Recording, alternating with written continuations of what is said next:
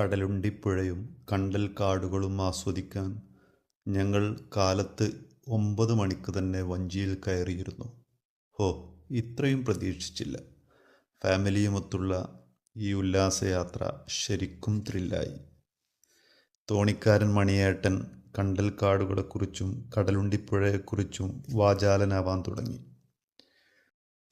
ഓളങ്ങളെ തെന്നിമാറ്റി വഞ്ചി മുന്നോട്ടു പോകുന്തോറും കാഴ്ചകൾ പലതും ഞങ്ങളുടെ മുന്നിൽപ്പെട്ടു.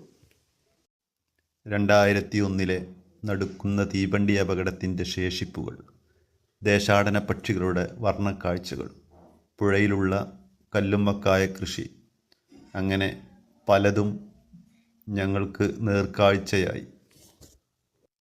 അടുത്തത് കണ്ടൽക്കാടുകളാണ്. ഓരോന്നും വിശദീകരിക്കാൻ തുടങ്ങി.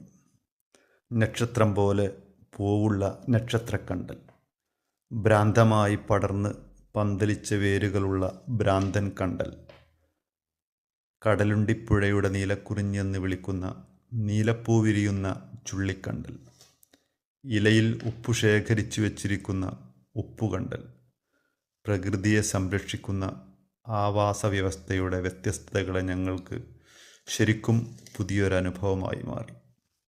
ഫോട്ടോഷൂട്ടിനും പ്രകൃതിയോട് സല്ലപിക്കാനും കണ്ടൽക്കാടുകൾക്കിടയിൽ തോണി ഞങ്ങൾക്ക് പാർക്ക് ചെയ്തു തന്നു.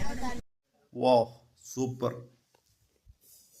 കണ്ടൽക്കാടുകൾ പുറത്തേക്ക് വിടുന്ന പ്രകൃതിയുടെ ലഹരി ആർത്തിയോടെ മൂക്കിൽ വലിച്ചു കയറ്റാനും ഞാൻ മറന്നില്ല. ചില യാത്രകൾ അങ്ങനെയാണ്. നമ്മുടെ വേണ്ടപ്പെട്ടവരുടെ സാന്നിധ്യമായിരിക്കാം യാത്ര ഇരട്ടി മധുരമായി. കണ്ണും മനസ്സും നിറഞ്ഞ് ഞങ്ങൾ മടങ്ങുമ്പോൾ ഫൈനൽ കാഴ്ചയെന്നോണം കടലുണ്ടിപ്പുഴക്ക് കുറുകെ ഒരു നേർരേഖ വരച്ച് അർഷാരവം മുഴക്കി തീവണ്ടി.